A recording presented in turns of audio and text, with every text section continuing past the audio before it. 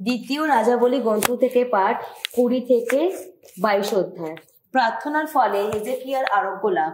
সেই দিনগুলিতে একসময় হেজেকিয়া অসুস্থ হয়ে পড়লেন। তার মরমর অবস্থা হলো।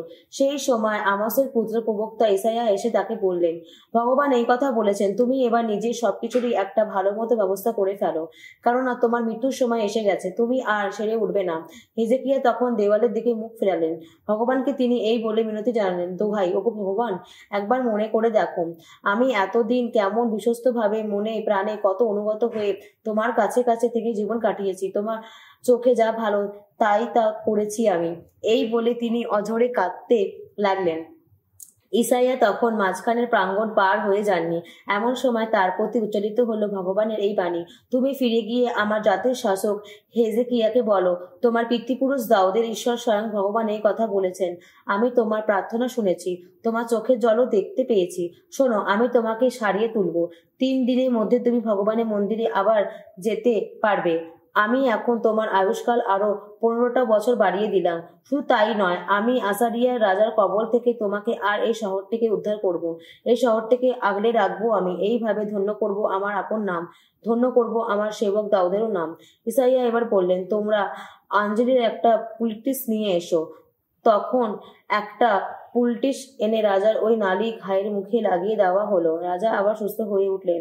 হেজেকিয়া ইসাইয়াকে জিজ্ঞাসা করেছিলেন, কিন্তু কোন নিদর্শন দেখে আমি বুঝবো যে সত্যি ভগবান আমাকে সরিয়ে তুলবেন আর 3 দিনের মধ্যে আমি ভগবানের মন্দিরে আবার যেতে পারবো?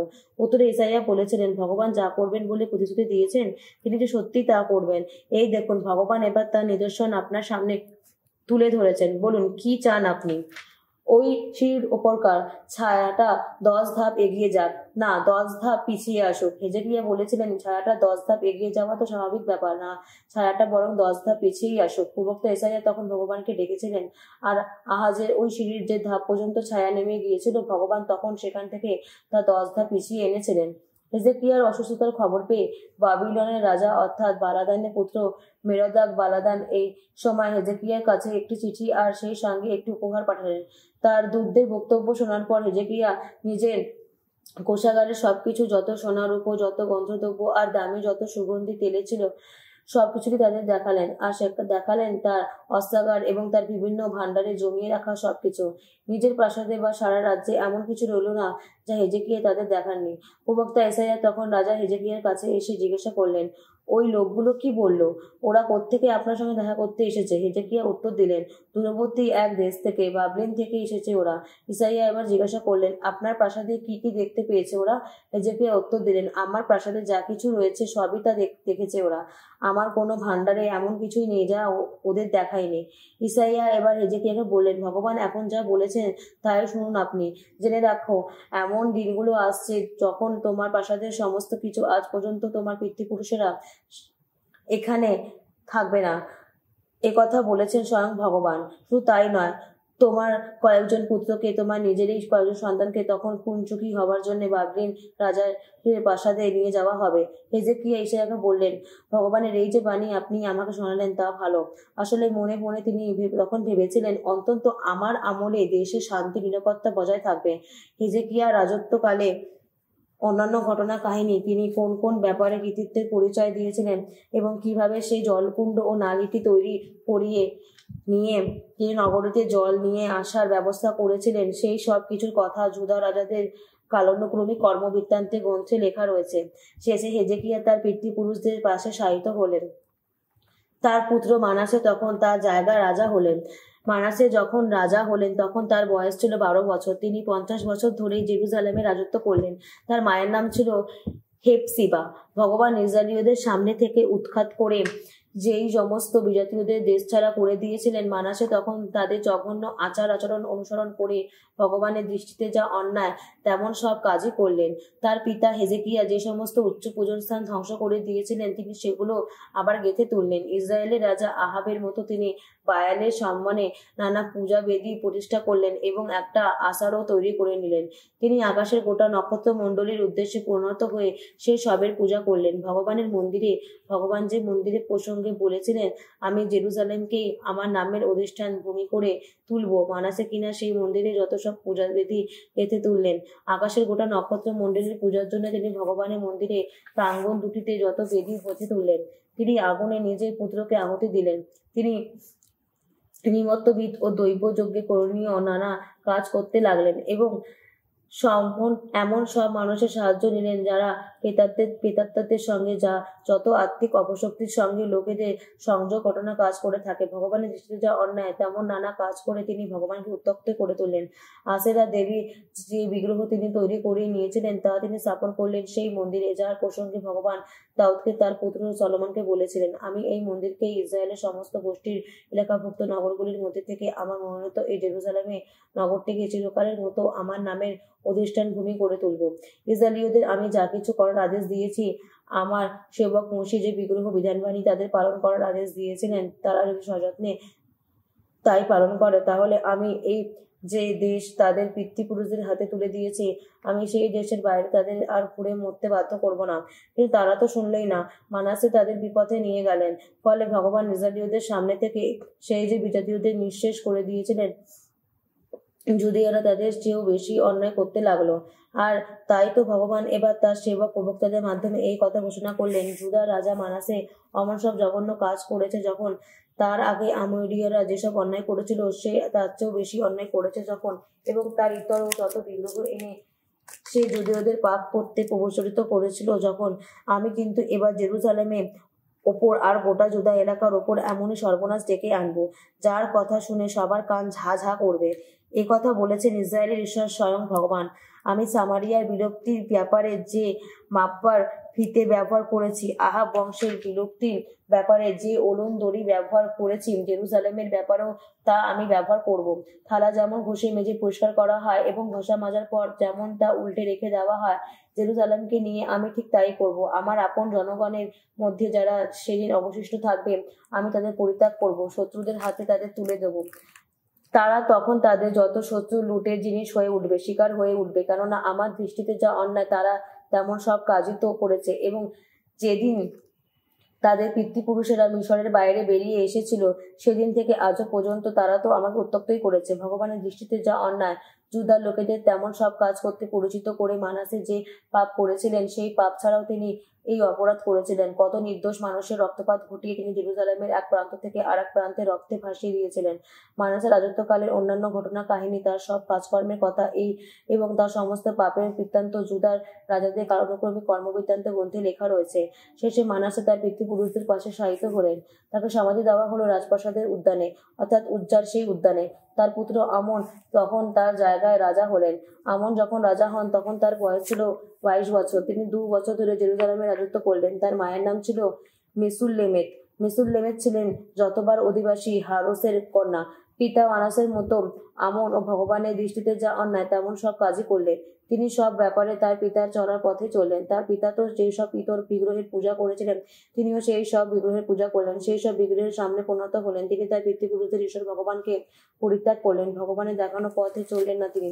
এক সময় আমনের কর্মচারীরা তার বিরুদ্ধে চক্রান্ত করলো, রাজাকে তার রাজপ্রাসাদে হত্যা করলেন। যারা এইভাবে রাজা আমনের বিরুদ্ধে চক্রান্ত করেছিল, দেশের লোকেরা কিন্তু তাদের সবাইকে মেরে ফেললো। তারপর তারা আমনের জায়গায় তার পুত্র জোসিয়াকে এই রাজপথে বসালো। আমনদের রাজত্বকালে অন্যান্য ঘটনার কাহিনী এবং তার নানা কাজকর্মের কথা জুদার রাজাদের কালানুক্রমিক কর্মবৃত্তান্ত গ্রন্থে লেখা রয়েছে। তাকে সমাধি দেওয়া হলো তার নিজের সমাধিস্থানে উজ্জার উদ্যানে। তার পুত্র জোসিয়া তখন তার জায়গায় রাজা হলেন।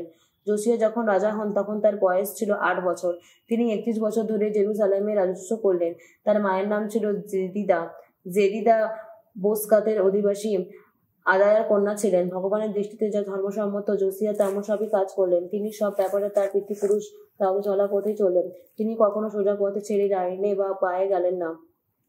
রাজা জোসিয়ার আমলে 18 বছরের রাজা একদিন রাজসচিব অর্থাৎ মেসুল্লামের পুত্র আসালিয়ার পুত্র সাফানকে এই বলে ভগবানের মন্দিরে পাঠিয়ে দিলে, তুমি মহাযাজক হিলিকিয়ার কাছে যাও।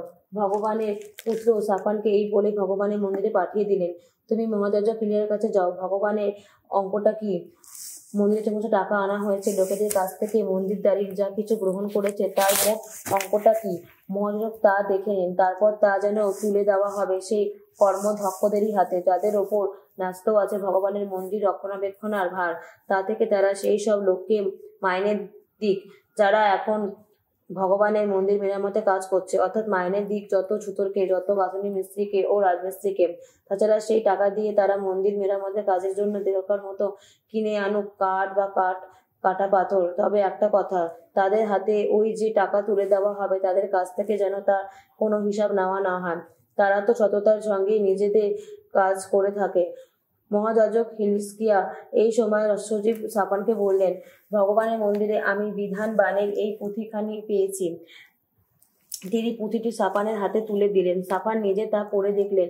তারপর রাজার কাছে ফিরে গিয়ে তিনি রাজাকে সব কথা জানিয়ে বললেন, মন্দিরে যে টাকা রাখা ছিল আপনার কর্মচারীরা তা বের করে এনে তুলে দিয়েছে সেই কর্মদক্ষদেরই হাতে, যাদের ওপর ন্যস্ত আছে ভগবানের মন্দির রক্ষণাবেক্ষণের ভার। রাজসচিব সাফান রাজাকে এও জানালেন, যাজক হিলিস্কিয়া আমাকে একটা পুঁথি দিয়েছে। তিনি তখন সেই পুঁথিটা রাজাকে পড়ে শোনালেন।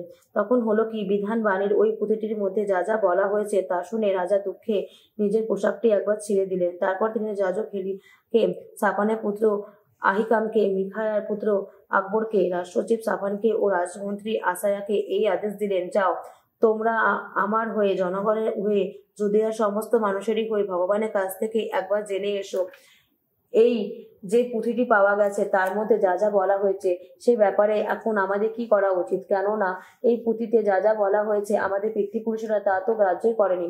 এই পুঁথিতে আমাদের যা কিছু করার আদেশ দেওয়া হয়েছে তারা তো সেই মতো কাজ করেনি, আর সেই জন্য ভগবান এখন নিশ্চয়ই আমাদের ওপর খুবই ক্রুদ্ধ হয়ে থাকবেন। তখন যাজক হিলিস্কিয়া, আহিকাম, আকবর, সাফান ও আসায়া নারী প্রবক্তা উলদার সঙ্গে দেখা করতে গেলেন। উলদা হারহাসের পৌত্র, তিকবার পুত্র, সে সালুমের স্ত্রী ছিলেন, যার হাতে তখন ছিল আনুষ্ঠানিক পোশাকগুলি দেখাশোনার ভার।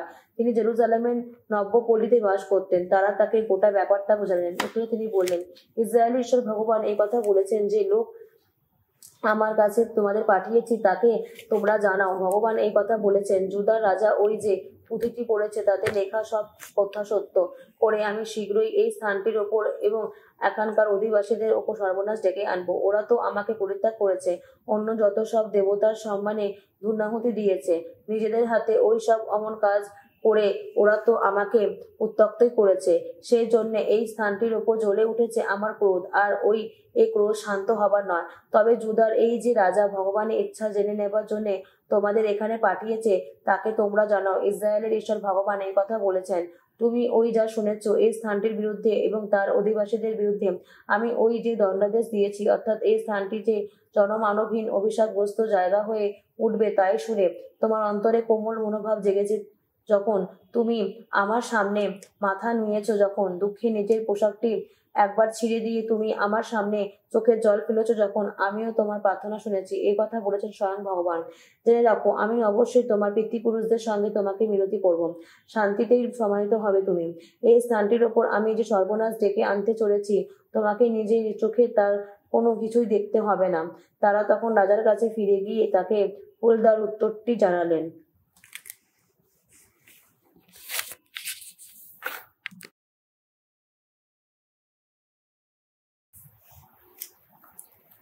প্রবচন গ্রন্থ থেকে পাঠ, 10 অধ্যায় 1 থেকে 16 পদ। সলোমনের প্রথম বচনমালা। সলোমনের নানা প্রবচন। প্রাজ্ঞ সন্তান পিতাকে আনন্দ দেয়, নির্বোধ সন্তান তার মাকে শুধু দুঃখই দেয়। অধর্মে সঞ্চিত বিত্ত সে তো কোনো লাভে আসে না, ধার্মিকতা কিন্তু মৃত্যুর হাত থেকে রক্ষাই করে। ভগবান ধার্মিককে ক্ষুধার্ত রাখেন না কখনো, যত দুষ্টের কামনার চাওয়া তিনি কিন্তু ব্যর্থই করেন। যে হাত নিষ্ক্রিয় তা দারিদ্র্য আনে, যে হাত পরিশ্রমী তা তো প্রাচুর্যই আনে। গ্রীষ্মে ফসল তোলা বিবেচনার কাজ, ফসলের সময়টা ঘুমিয়ে কাটানো সে তো লজ্জারই ব্যাপার। ভগবানের আশীর্বাদ ধার্মিকের মাথার মুকুট, যত দুর্জনের কথার আড়ালে লুকিয়ে থাকে হিংসতার বিষ। মানুষের প্রশংসায় অলমান থাকবে ধার্মিকের স্মৃতি, যত দুর্জনের নাম কিন্তু ক্ষয়ে মুছে যাবে। অন্তরে প্রজ্ঞাবান মানুষ গুরুজনের আদেশ মাথা পেতে নিয়ে থাকে, কিন্তু নির্বোধ রসনার মানুষ তো শেষকালে ধ্বংসই হয়। যে মানুষ সততার পথে চলে সে তো চলে নিরাপদ পথে, কিন্তু কুটিল যার আচরণ তার আসল চেহারা একদিন বেরিয়ে পড়বে।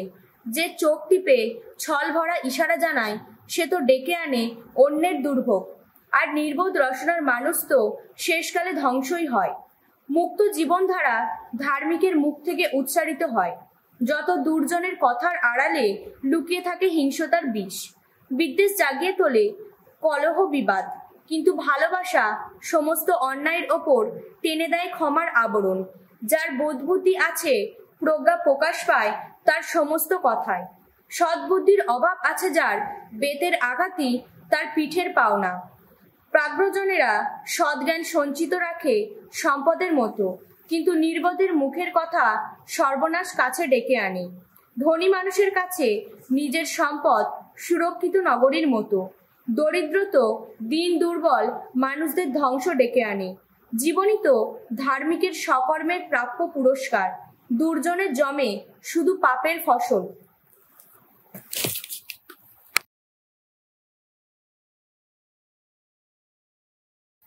করিন্থীয়দের কাছে সাধু পলের দ্বিতীয় ধর্মপত্র, অধ্যায় 4।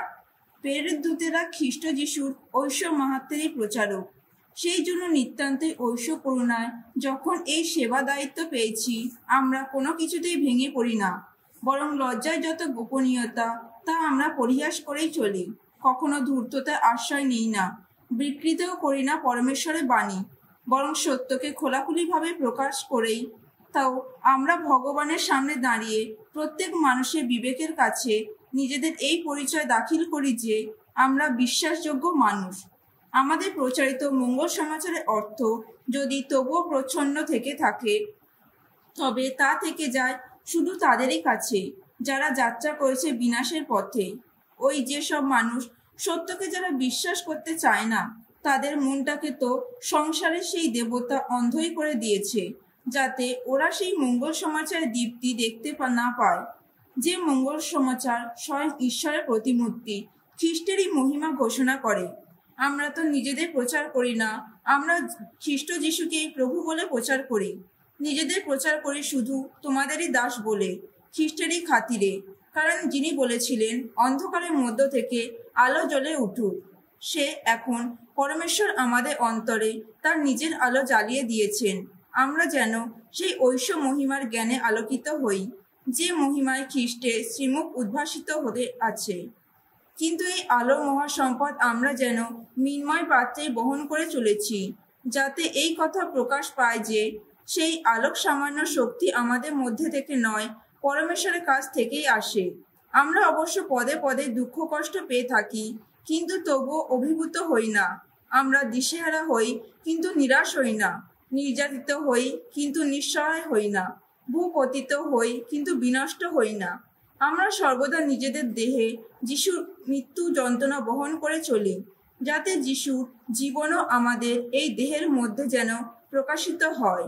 কারণ আমরা জীবিত হয়ে প্রতি মুহূর্তে যিশুর জন্যই মৃত্যুর হাতে সমর্পিত হতে চলেছি, যাতে যিশুর জীবনও আমাদের এই মর্ত দেহেরই মধ্যে প্রকাশিত হয়। সুতরাং বোঝাই যাচ্ছে যে আমাদের মধ্যে নিত্য সক্রিয় মৃত্যু শক্তি, আর তোমাদের মধ্যে জীবন শক্তি। তবে আমরা এই একই বিশ্বাসের প্রেরণায় অনুপ্রাণিত, যার বিষয়ে শাস্ত্রে লেখা রয়েছে, আমি বিশ্বাস করেছি তাই আমি কথা বলেছি। আমরাও বিশ্বাস করি আর তাই কথা বলি, কারণ আমরা জানি যে প্রভু যিশুকে যিনি পুনরুত্থিত করেছেন, তিনি আমাদের যিশুর সঙ্গে পুনরুত্থিত করবেন, তার নিজের কাছে আমাদেরও স্থান দেবেন, আর সেই সঙ্গে তোমাদেরও। আসলে সবই তো ঘটেছে তোমাদেরই কল্যাণের জন্য, যাতে পরমেশ্বরের অনুগ্রহ কারোর অপর্যাপ্ত হয়ে আরো বেশি তোমাদের মানুষের অন্তরে স্পর্শ করে, আর এইভাবে তা যেন আরো বেশি কৃতজ্ঞতা নিবেদনের কারণ হয়ে পরমেশ্বরের মহিমা প্রকাশ করতে পারে। সেই জন্যই তো আমরা কোনো কিছুতেই ভেঙে পড়ি না, বরং যদিও আমাদের বাইরের মানুষটা ক্রমশ হয়েই যাচ্ছে, তবু আমাদের অন্তরে মানুষ কিন্তু দিনের পর দিন নতুন শক্তি লাভ করছে। আর আমাদের এই তুচ্ছ ক্ষণস্থায়ী দুঃখ ক্লেশ আমাদের জন্য মহিমায় এমনই এক শাশ্বত সঞ্চয় জমিয়ে তুলেছে, যা একান্তই অপরিমেয়। আমরা তো যা দৃশ্য তার প্রতি নয়, বরং যা দৃশ্যের অতীত তারই প্রতি দৃষ্টি রেখে চলি। কেননা যা দৃশ্য তা অনিত্য, যা কিছু দৃশ্যাতীত তা শাশ্বত।